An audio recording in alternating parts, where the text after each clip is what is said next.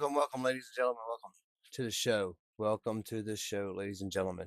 We have some major news coming out of the update on the shooter that happened at the correspondent meeting. We have a couple of videos to go over today. This is our early evening update of the news of the last 24 hours. We're going to start doing this probably every day from now on, between 3:30 and 4 o'clock. It might run to 4:30 some days, and maybe a little later. We'll let y'all know, but we will be trying to start our shows at between 3:30 and 4 o'clock every day. We also will be starting doing shows at between 10 and 11 p.m. You don't want to miss this weekend that's coming up, because we also have live stream call-ins where we're going to actually have call-ins from our followers, our subscribers, or just random people calling into the show and actually asking questions or asking us questions. It don't really matter. We just want to chat, get to know the audience a little bit better, get feel with the audience, and try to bring something new to the program.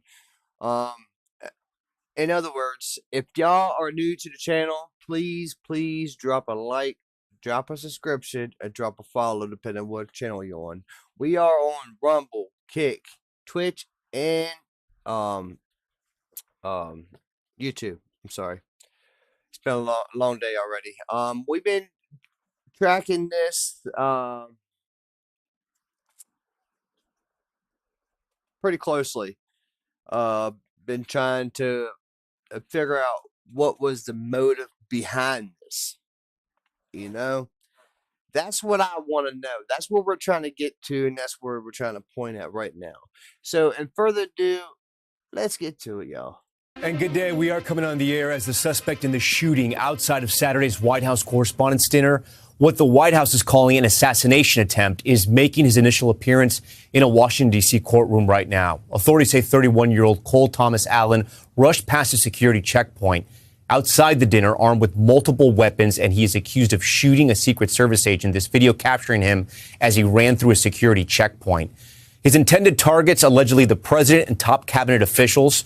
We expect to learn what the charges Allen will face shortly. Cameras are not allowed inside the courtroom, but our reporters inside will be sending us notes in real time that I will bring to you and our team will bring to you as soon as the hearing gets underway. So far, we know that Allen has been walked in to that courtroom right now. He is sitting, he is wearing a blue jumpsuit, and he is flanked by 2 U.S. Marshals that are on each side of him. We understand that the matter is now unsealed, that according to the judge who's just announced that in court. And the pretrial services are about to begin right now. Kelly O'Donnell joins our coverage now. Kelly, a quick question to you, because Saturday night after this happened, there were some announcements of 2 initial charges. Do we expect to hear those formally today, or will there be additional charges as well, do we expect?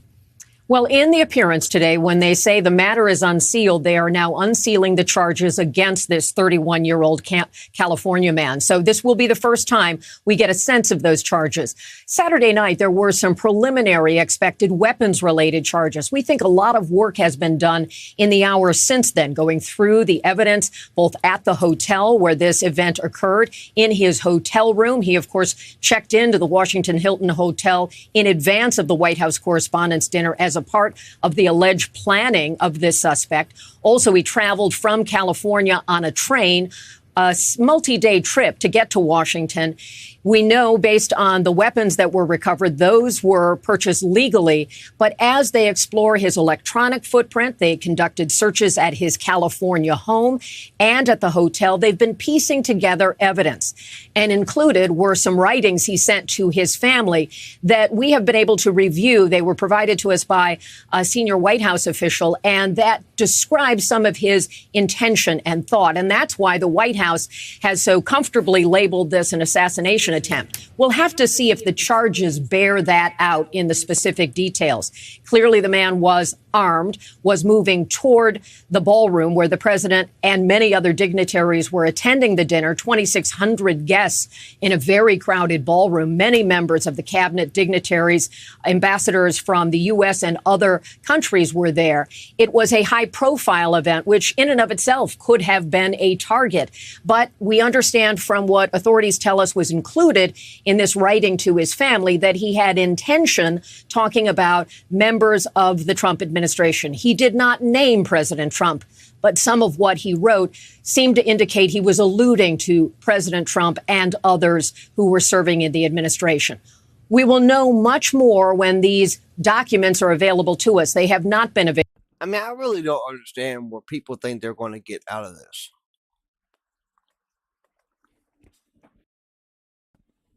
I mean, do they think that their name's going to go down in history? If they actually do that, I mean, what are they trying to be, John Will Booth? I don't know, man. It just don't make no sense to me on people's thinking when they try to do these kind of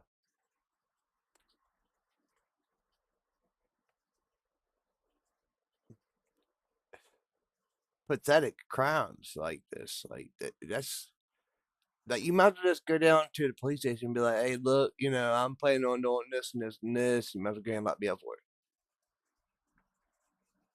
Seriously. And they might as well just go ahead and charge you conspiracy before the fact. It's nuts. It's crazy how people think anymore these days. I'm all with peaceful protesting. Not violent protesting, not people going out here and running through hotels and trying to gun people down as innocent people. It just don't add up to me. Make it make sense, man. Make it make sense. Available yet. We would expect to see a FBI affidavit where an FBI agent swears to some of the initial evidence that's been brought before the court that helps to support whatever charges come. These will certainly be felonies. They are at the federal level. But this magistrate appearance today is the most beginning of these kinds of events. He may not enter any kind of a plea. This is simply telling him what the charges are against him. He is at this point supplied by counsel, federal defense counsel that is provided to him, public defender. And so it's an early step. But when we get those charging documents, the specifics of the complaint, will have more information. This may ultimately go to a grand jury where still more will come out. But this is a critical first step in what could be a long-time prosecution. In many of these potentially violent or terroristic type attacks, the suspect is, in many instances, is shot and killed or somehow loses his or her life in it. This is a more unusual case where the suspect was not injured. He was subdued at the hotel, and now he has rights and a process that begins. I'm being told 3 counts? 3 counts. Okay, let's look at those counts to get the specifics here.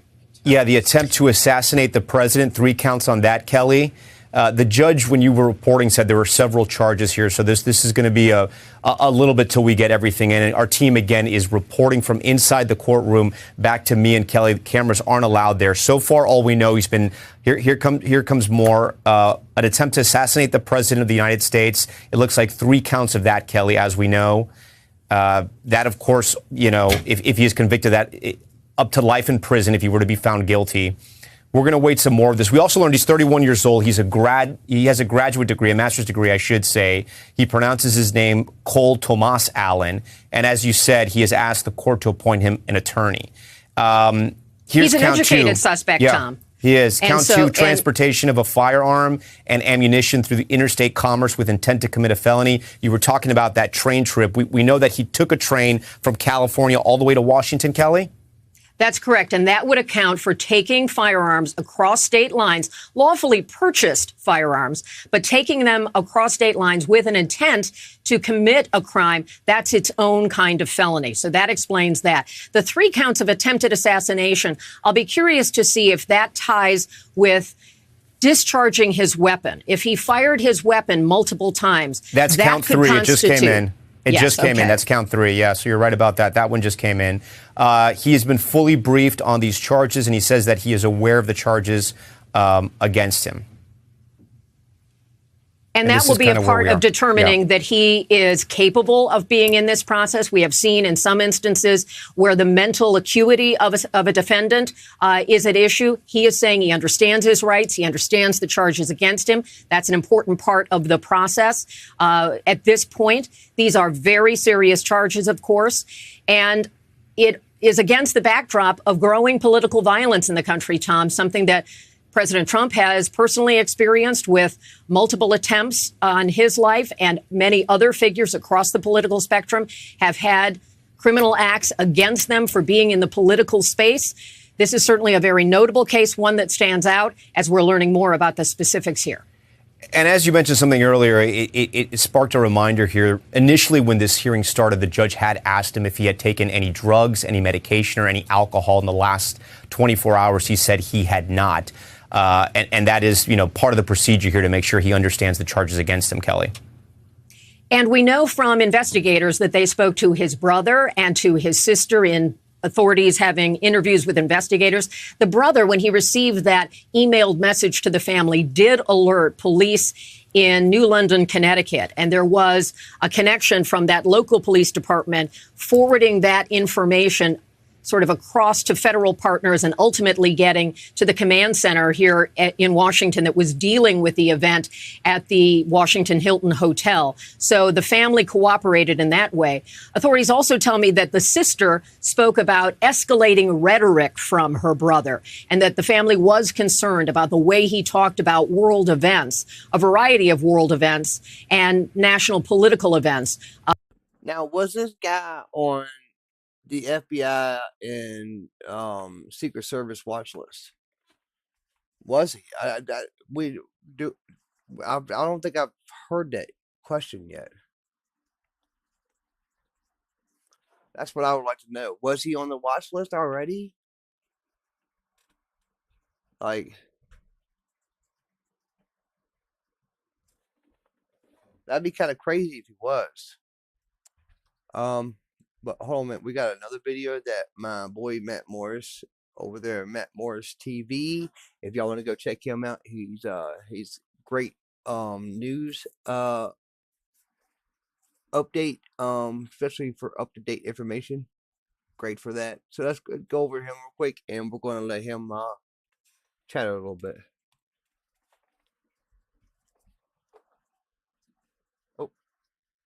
Oh, I didn't even mention this. Jimmy Kimmel. Everybody's favorite late night talk show, Jimmy Kimmel, with a better metaphor here. Traditional peak, join together. Yeah, what happened?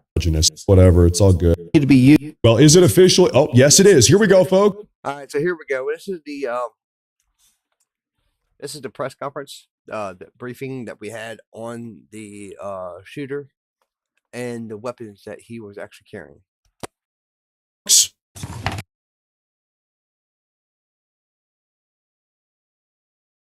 Number 1, Peak Shelter, built on cliff.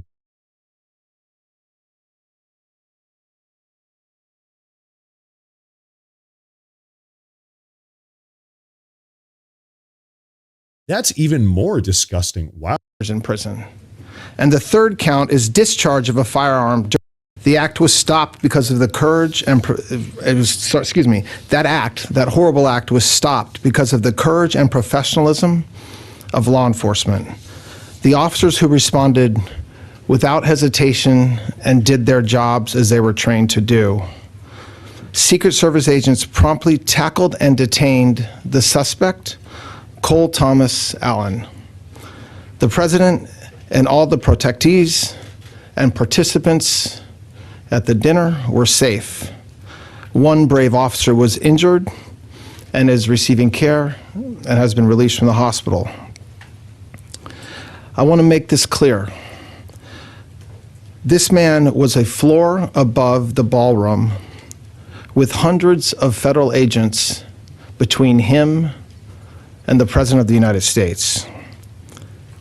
The Department of Justice approaches incidents like this with urgency, and clarity of purpose. Violence has no place in civic life. It cannot and will not be used to disrupt democratic institutions or intimidate those who serve them, and it certainly cannot continue to be used against the President of the United States. We are investigating this matter fully. We will apply the law fairly, and we will ensure that accountability is swift and certain. But we also should recognize what did not happen. Law enforcement did not fail. They did exactly what they are trained to do. This was not an accident. It was the result, as we know now, of preparation. But the men and women who protected us that night were trained, professional, and had an enduring commitment to the rule of law. Today, the Department of Justice filed 3 federal charges in United States District Court against Cole Thomas Allen. The first count is attempted assassination of the President of the United States. This count is punishable by up to life in prison. The second count is interstate transportation of a firearm to commit a felony. This is punishable by up to 10 years in prison.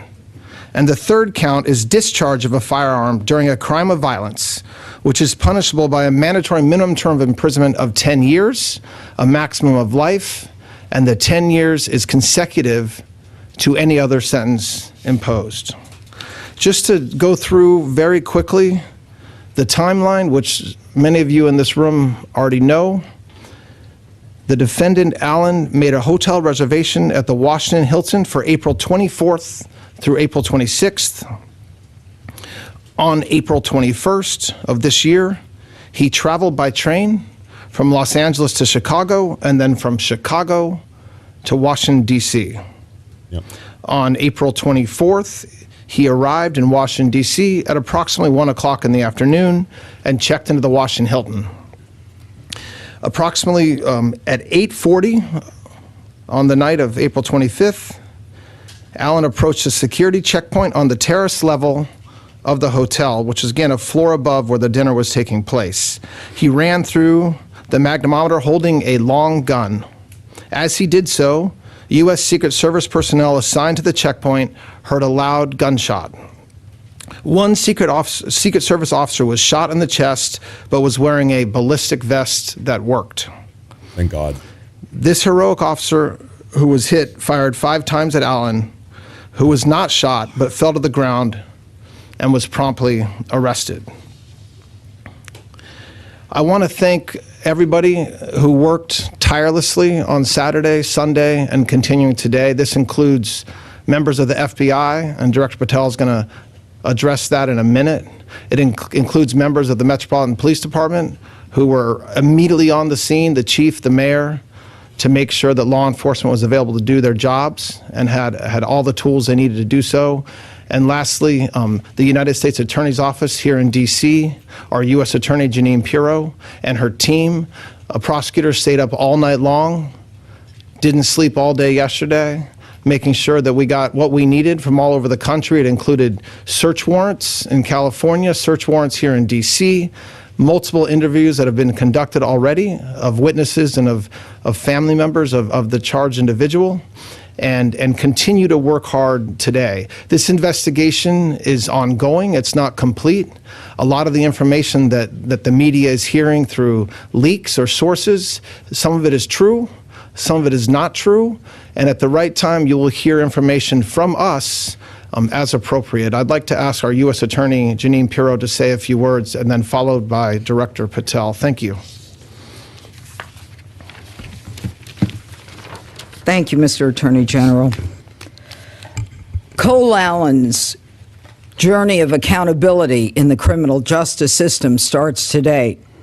Todd Blanche just indicated to you the charges. Those charges are only 3 charges that are in the complaint that has been presented in federal district court about an hour ago.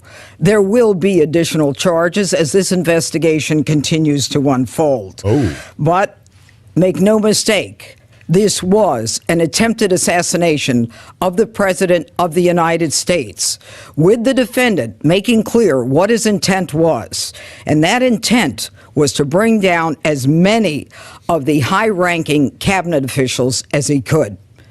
This is the kind of situation that we cannot tolerate. And as the Attorney General has just indicated, it could have been so much worse, but for the reality that we had the Secret Service, as well as the Metropolitan Police Department and the FBI. Now, the facts make it very clear what this intent was.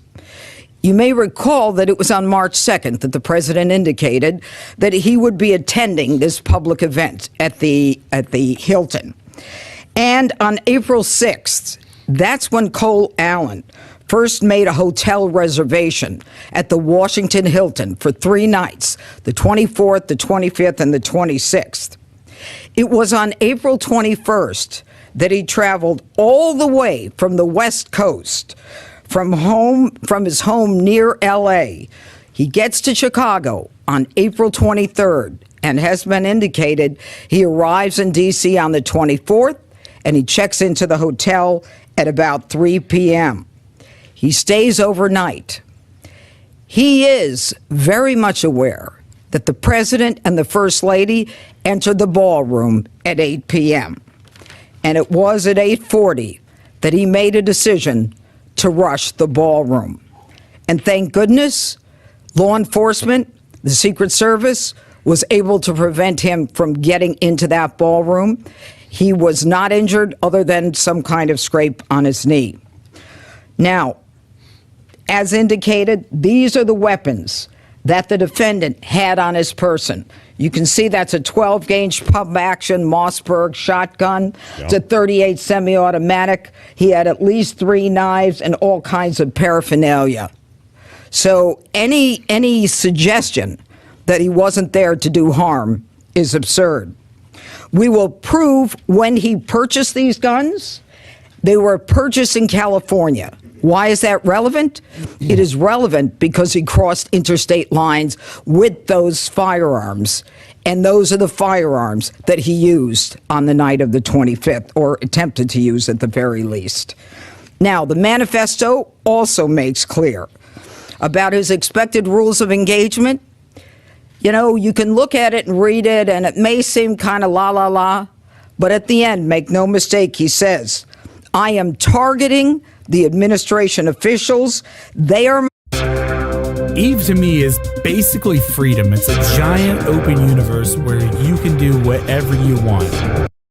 From the lowest. And I will not hesitate to get involved in any kind of encounter with anyone who blocks me from the president. Yep. Now, finally, let me say one thing. Within days of the president nominating me to be the United States Attorney for the District of Columbia, I was at the scene of a double homicide where one Elias Rodriguez crossed state lines from Chicago with a firearm to commit a felony in the district. He's now indicted for the murder of 2 individuals, Laron Lashimsky and Sarah Milgram, here in Washington. Not long after that, another individual, Ramanullah Lockenwall, crossed state lines, again with a firearm, with intent to commit a felony here in Washington. He traveled from the state of Washington. He is now indicted with the murder of Sarah Beckstrom, a National Guardsman, and the attempted murder of National Guard Andrew Wolf. Today, we have Cole Allen, another individual, charged with crossing state lines coming from California with a firearm with the intent to commit a felony here in the district. Let this be a message to anyone who thinks that Washington, D.C. is the place to act out political violence. And if you are willing to do so with a firearm and cross state lines, we will find you. We will track your steps from the inception of your plan, and we will prosecute you to the fullest extent of the law. Washington, D.C. is not the place to travel to commit acts of violence. The Constitution and the laws of the United States permit us to register our views through our voices and our votes. What they don't permit is making your views known through violence, especially violence directed at the president of the. Now, folks, now, violence is never the key to actually solving the problem. All right, voting is the way we do this. All right, not violence. United States.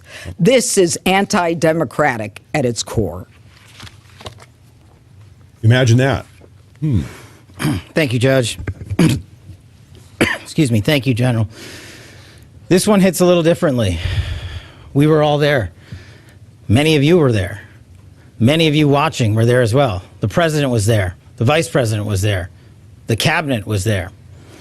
And what you saw described by the general and the U.S. attorney is absolutely true. The president spoke on late Saturday evening with the message of unity and a backing of law enforcement, and we have followed through on that message of unity and the effectuation of law enforcement across this country. This FBI is grateful to the United States Secret Service, the Department of Homeland Security, and our interagency partners, including the Metropolitan Police Department, for swiftly jumping into action. All of us on there put us in a unique position, but all of us also acted uniquely. The Washington field office jumped into action immediately, sending a mobile command center to the scene, along with our evidence response technicians, who showed up in speedy fashion to make sure we could collect the evidence that the prosecutors and the department needed to make this announcement today. Also on scene, you were told about the brave heroics of the United States Secret Service and other members of law enforcement. And that should be celebrated by every single American. They did exactly what they were trained to do. They stopped a massive attack from becoming even worse. They stood in the way, they safeguarded America, and they should be nothing but applauded for their bravery and their dedication to their mission and their selfless sacrifice to this country. The FBI, along with standing up mobile command units, evidence tech response team, and Washington SWAT on scene, also established our NC3, our National Crisis Coordination Center, almost immediately. And almost immediately in parallel, we stood up our command center at the Washington field office under ADIC Darren Cox's leadership. Throughout the evening, we immediately began working with our Department of Justice partners to find the evidence necessary to effectuate the legal process necessary and enter into the suspect's room at the Washington Hilton successfully and lawfully and obtain the relevant evidence for exploitation. That was on scene. Back at the headquarters division and the Washington field office, we were coordinating a national scale investigation that literally spanned from coast to coast. As you heard, FBI agents along with the interagency were immediately dispatched to the suspect's home in California, where we conducted interviews that provided critical information about this horrific attack. We also dispatched investigators and agents to New London, Connecticut, where we conducted further interviews that provided necessary information that you will find in this criminal complaint, as the United States Attorney has just laid out. While officers were working diligently through the night to conduct those interviews, we were also conducting interviews of witnesses on scene. Those interviews are ongoing. As you know, there was almost 2,000 people there. We are sifting through and prioritizing who to talk to, and we will get to each and every one of you with any bit of relevant information.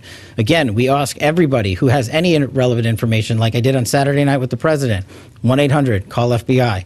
Any piece of information is information we want to have and must receive.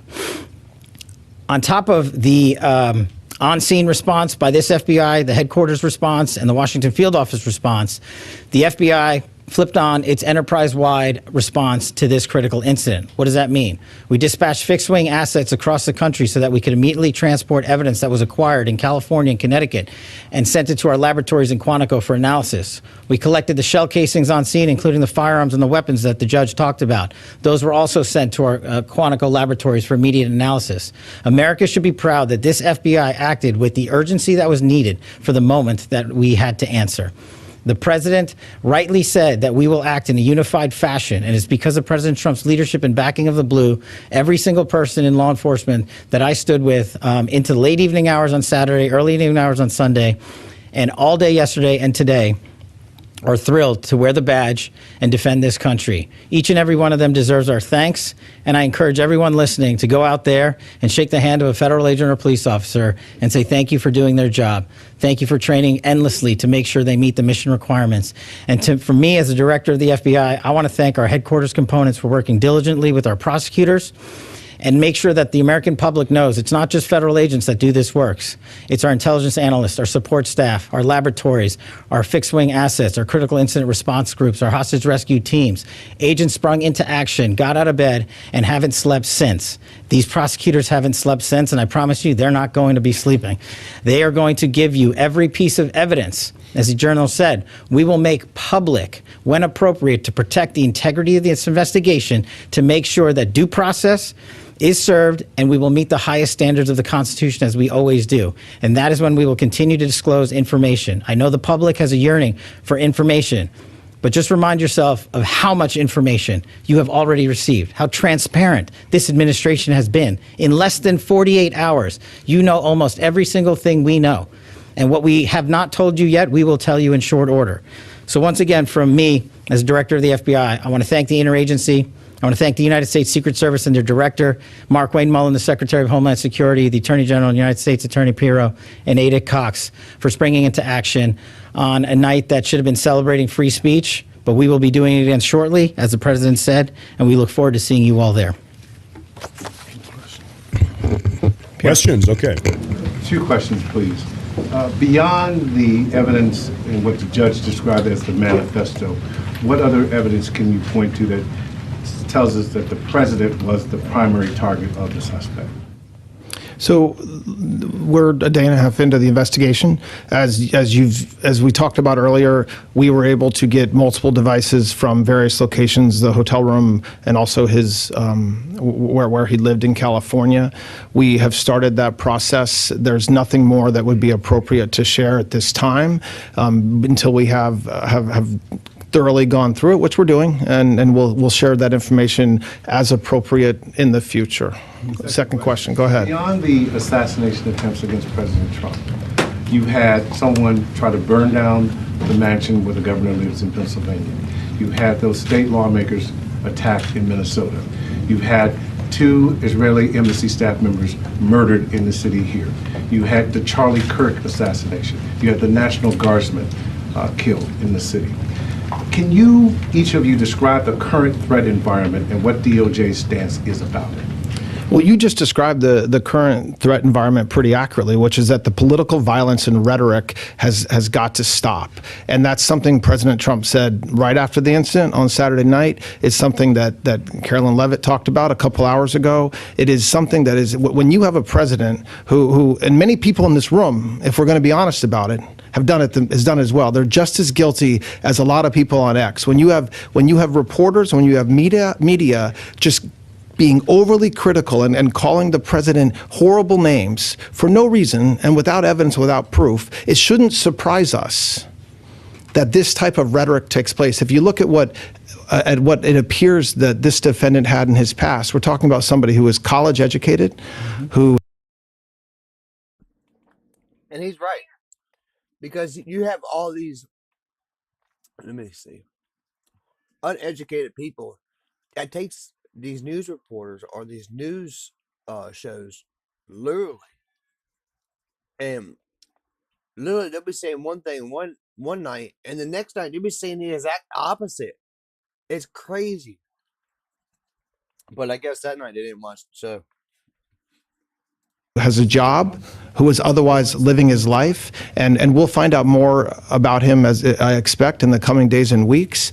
But he chose to do what he did, and so our threat environment is we are ready. I mean, I'm not going to go through what Director Patel just talked about with the way we responded, but this was something that we will always be prepared for, and it's sad that it has to happen, but it's not a new thing, unfortunately. Have you been able to determine whether the gunman fired shots? If so, how many shots he fired, and who exactly whose bullet hit the agent?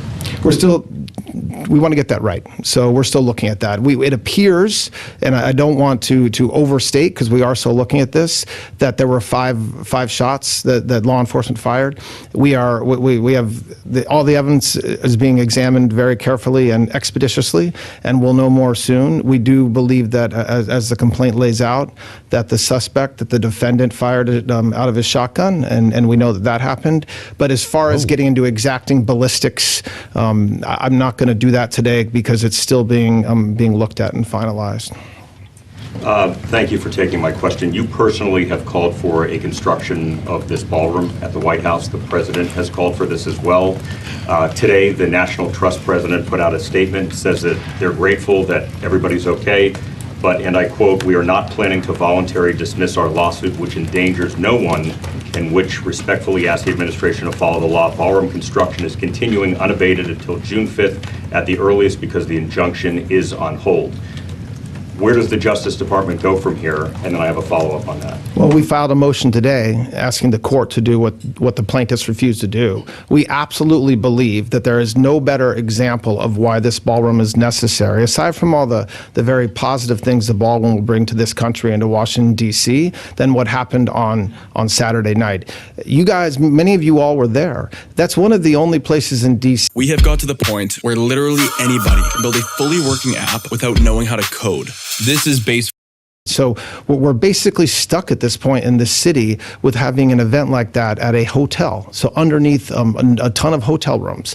And so the fact that we, aside from the fact that the ballroom is spectacular, it's going to be beautiful, it's going to make this country look great every time it's used, it's also a meaningful safety issue. And so I very much wish that the plaintiffs and their counsel would take a different view, but if they don't, we are going to continue to fight in court like we have been, and hopefully the judges at the D.C. Circuit Court will do the right thing. Are you aware of... Not you, the red. Thank you. Not you. Are you investigating connections that Cole Allen allegedly had to left-wing groups? I think one is called the Wide Awakes, reportedly. Ooh. Yes. Of course we're investigating that. Now you. Are you aware of his video game development past, including a potential shooter-style RPG game? I've seen the news reports that talk about that. I think that the positive and negatives of this type of case is that there's a lot of people investigating this man right now, including the FBI. But the only investigations that truly matter in the court of law are the ones that Director Patel and his men and women are doing. So we'll wait for them to do that and get an answer. Just really quick, do you know anything about his alleged Christian faith past, because he said something about it in the manifesto? I have read reports in the news, and I've read reports that say various things regarding his views of Christianity, his views in the past of Christianity, and I'm certainly not going to speak to news reports. I will wait, as I hope all of you would, for the investigation to continue until we actually have answers. Yeah. Just a little technical question. You mentioned that you guys, so far, you think that Allen fired at least one shot. That doesn't say that in the affidavit yet, so I'm just curious if you can explain the discharging of weapon charge at this point. Well, he's charged with violating 924C, discharge of a firearm during a crime of violence. So by definition, that charge means that it was discharged. I can tell you from what I know, with the understanding that we're a day and a half in, that this is the gun that he discharged. Yeah. And as those of us that have ever shot one of these know, what happens when you shoot that is the casing stays inside the firearm, and then if you reload it, it pops it out. My understanding is that it was inside the firearm, but hadn't been ejected, which means that it hadn't been pulled back again. But again, I want folks to understand, I'm the acting attorney general. I'm not on the ground doing the investigation, so I'm telling you what I've been told, and we'll, if that information changes, I'm sure that we'll let you know. The smoking gun. I just want to ask you about this letter that you posted yesterday that's sent from Brett Shumate to the plaintiffs in that lawsuit. It says that the Washington Hilton is, quote, demonstrably unsafe for the President of the United States. It said that with the ballroom, that Trump will no longer need to venture beyond the safety of the White House perimeter. Just engaging with those lines, was there an assessment in advance of the dinner that the Hilton was demonstrably unsafe? And if so, why was President Trump allowed to attend it? And then separately, just the idea that by building the ballroom, that President Trump wouldn't need to go outside of the confines of the White House. I mean, is that something that the American people should find acceptable that the president would have to be, for major events, confined to the White House. It seems like kind of a castle situation. That is obviously not what he means by that. And the fact that that question comes with respect to President Trump is laughable in the extreme. I mean, laughable in the extreme. You have a president who willingly speaks with you guys multiple times a day, I would say 7 days a week. He is active all over the country. I think with that, keeping it to the four corners of that statement, when he says demonstrably, it's demonstrated by what happened on Saturday night. So that doesn't mean that the Secret Service would ever let the president go into an unsafe environment. I know that the director of the Secret Service will be focused on making sure that we always keep him safe. And by the way, as we said before, and as anybody that was in that room knows, we were safe. We were safe. We heard a lot of loud noises that at the time many of us thought could be guns going off. It was mostly plates falling because of the staff, understandably, were running. So my reaction to that is I'll leave anything with respect to security up to the great men and women of the Secret Service. But when we talk about having an environment like the ballroom, it's an environment like what you saw last night. So an environment where you have a unique blend of cabinet members, leadership of this country, leadership of Congress, reporters and members of the public coming together for an event like that. That's different than other public-facing situations, which I have no doubt President Trump will continue to do as he said he would on Saturday night. Yeah. Thank you. Is there, for FBI Director Patel, is there any other credible threats at this time related to events in the city, including King Charles? And then separately, the manifesto, I don't really want to give too much weight to this, did mention your name in it as someone that they maybe were not targeting. Do you want to kind of elaborate on that? And then also the political motivations there. As to the latter, no. As to the former, the FBI and the interagency is constantly evaluating intelligence provided to us by interagency collection methods. Our partners in the federal and state and local levels, we are constantly relaying that information to the White House, to the Attorney General, to the United States Attorney, specifically here in D.C. And we will always assess each piece of intelligence and base it on the credibility that it was received and give it the due weight that it has. But as the U.S. Attorney has stated, and as President Trump's task force for Washington, D.C. has shown, we have reduced crime in this city by historic levels, and we will continue to do so. We will continue to safeguard the men and women that call Washington, D.C. their home. All right, just a couple more. And give it the due weight. Acting Attorney General, in paragraph 14 of the complaint today, it says that the suspect fell, and you said that he was tackled. I just want to see if we can try to make sure we understand. Well, I think that both can be true. And I would rely on the complaint because that was sworn to by an agent and not by the words out of the acting Attorney General, who most certainly was not there. But I think both can be true. All right. But the U.S. Attorney yesterday also mentioned that one of the charges possibly would be for assault on an officer, and I noticed today it's a different charge. Is this because you've determined that what he shot didn't actually strike the officer? We're still looking at that, and I think that that's something that you'll hear about in the coming days as we know the answer to that. It doesn't legally matter in that situation, but when after an event like this happens, not surprisingly, there's initial charges that we consider. Then you have the U.S. Attorney's team and the FBI looking through the evidence and figuring out what's the best thing to do, and that's what you have. Right? Just one more question. Yeah. I have two quick questions. One, All right, two questions. I just wanted to clarify, you said the one officer fired their weapon 5 times. Was that the only officer who discharged a firearm?